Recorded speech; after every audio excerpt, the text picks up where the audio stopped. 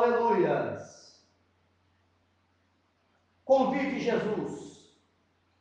Quando falta o vinho, a primeira coisa a vir são as crises, ou as crises. Uma coisa é certa, a falta de alegria no casamento. Eu vou repetir em nome de Jesus. Uma coisa é certa, a falta de alegria no casamento nunca acaba de uma hora para outra. Mas é um processo. Vão tirando vinho a cada dia mais das talhas e nunca repõe.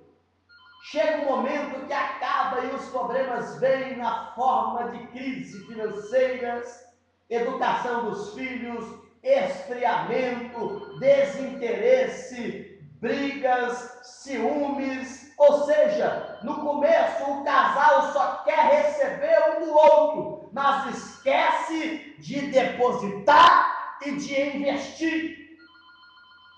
Casamos não para sermos felizes, mas para fazer o outro feliz. Quando há uma reciprocidade, o casamento passa a ser uma bênção. Invista em seu relacionamento, passeie com ele ou com ela. Elogie o seu cônjuge, converse, ore juntos, vai para a igreja quadrangular juntos, renove suas alianças, removam as crises juntos com amor e fé no Senhor. Invista no seu cônjuge, alegre-se com ele ou com ela agora em nome de Jesus. Você já disse para sua esposa hoje que você ama ela, mas pastor, ela não está na cidade, liga para ela, meu amigo. Ligue para ele. Deus quer que você seja um canal de bênção para o teu próprio casamento. Eu só vou fazer se ele fizer. Tem pessoas que são assim. Que Deus possa abençoar a tua família, o teu casamento. Mas graças a Deus, porque quando Jesus estiver no casamento, na família, Ele vai fazer um milagre nesse casamento, nesta família, nesta casa, aleluia. Diga aleluia também. O que precisamos fazer é obedecer e escutar Jesus. O que Ele quer que eu faça, melhore, decida. Se Ele estiver comigo, a água vai se transformar em vinho, vai haver alegria novamente. O melhor é que neste vinho é melhor do que antes. Determine, o melhor é que este vinho é melhor do que antes. Seu casamento, seu relacionamento será mais alegre, mais prazeroso que no começo. Haverá gozo, prazer em abundância. Olha o que diz a Bíblia, em João 2, versículo 1. No terceiro dia houve um casamento em Caná da Galileia e a mãe de Jesus estava ali. Versículo 2. Jesus e seus discípulos também haviam sido convidados para o casamento. Versículo 3. Tendo acabado o vinho, a mãe de Jesus lhe disse: eles não têm mais vinho. Respondeu Jesus: que temos nós em comum, mulher? A minha hora ainda não chegou. Sua mãe disse aos serviçais: façam tudo o que ele lhes mandar. Versículo 6. Ali perto havia 6 potes de pedra do tipo usado pelos judeus para a purificação cerimoniais. Em cada pote cabia entre 80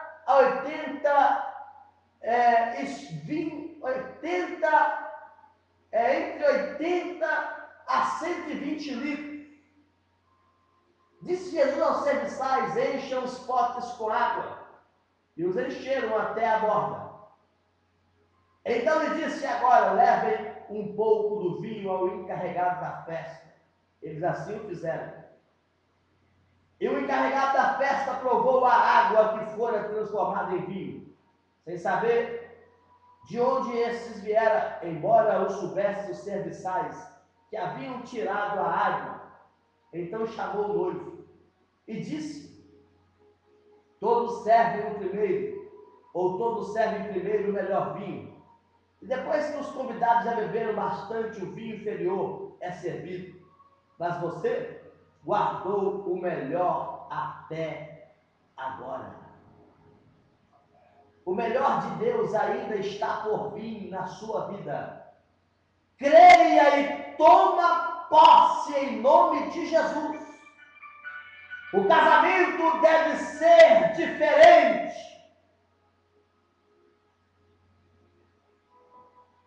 E o casamento deve ser também uma fonte de prazer e não um peso a mais na caminhada da vida. O casamento deve ser um horizonte de liberdade e não uma masmorra, um refúgio, e não um lugar de tormento, um cenário de felicidade e não a sepultura dos sonhos. Por causa da dureza dos nossos corações,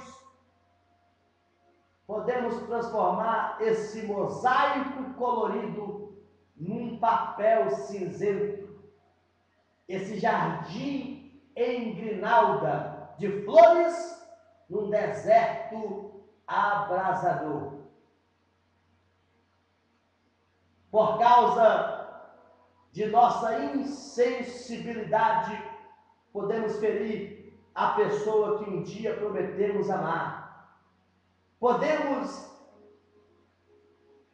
infernizar a vida da pessoa que prometemos fazer feliz.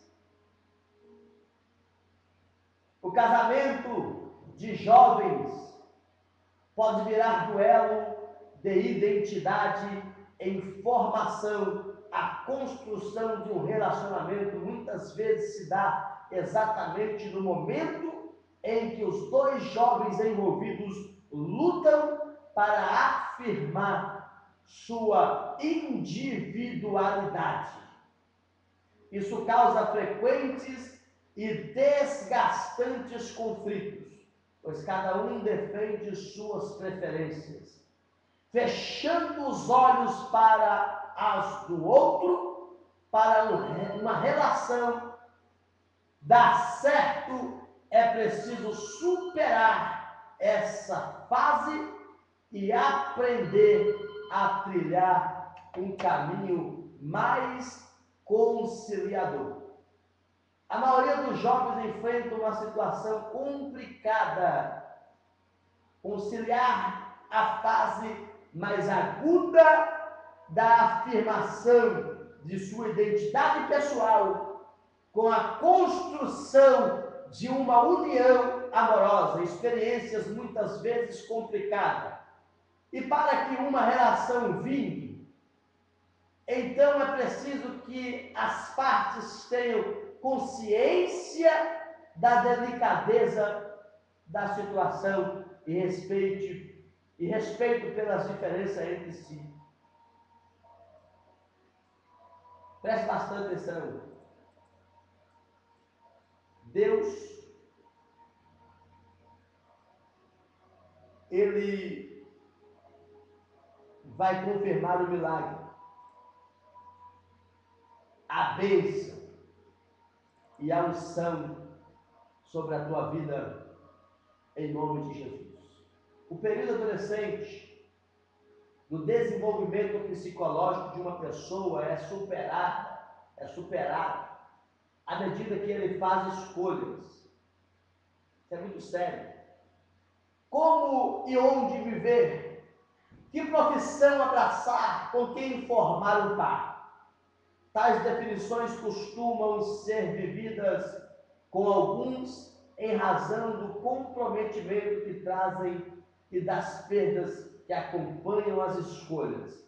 Nesta fase de afirmação pessoal e social, o jovem adulto passa a conjugar um monte de verbos na primeira pessoa. Eu gosto disso, eu não gosto daquilo. Eu faço acontecer, decido, escolho. Uma vez juntos, os dois começam a afirmar suas diferenças aos olhos do outro, em busca de espelhamento e confirmação, o que é natural.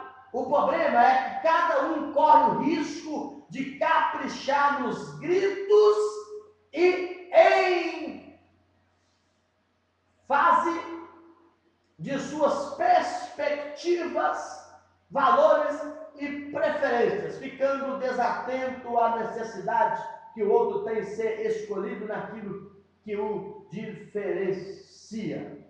O amor requer a capacidade de renúncia ou adiantamento do próprio desejo, em alguns momentos em favor de um desejo maior, que é o de ser feliz, a pessoa amada, ou de um caminho conciliador.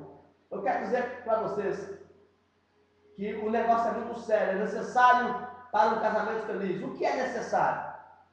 Aí você está perguntando, o que é necessário então, pastor, para um casamento feliz? Primeiro, aceitar os princípios da palavra de Deus para o matrimônio. O cristão deve ter em mente que em tudo na vida deve submeter-se à palavra de Deus como servo. Mateus 20, 25 a 28.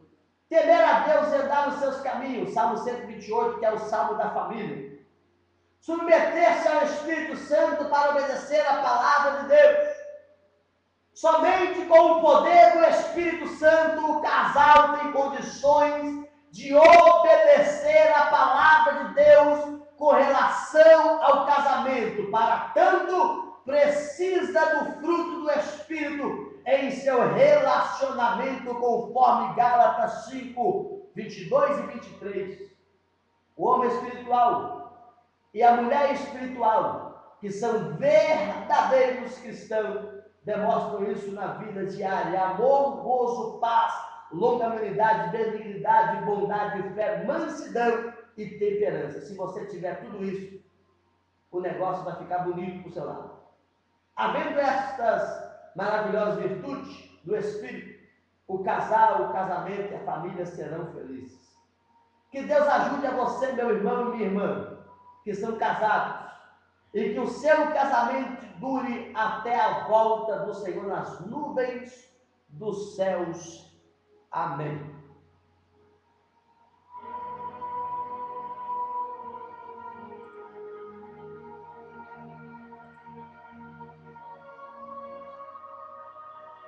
Graças a Deus que tem nos dado vitória por internet de Jesus Cristo. 16 horas 48 minutinhos. Estamos aqui quase no finalzinho da nossa programação, né? Eu quero dar um conselho para todos os meus amigos que estão ligadinhos aí. Está em 2 Timóteo 4, versículo 5. Mas você seja moderado em todas as situações. Que você seja moderado em todas as situações.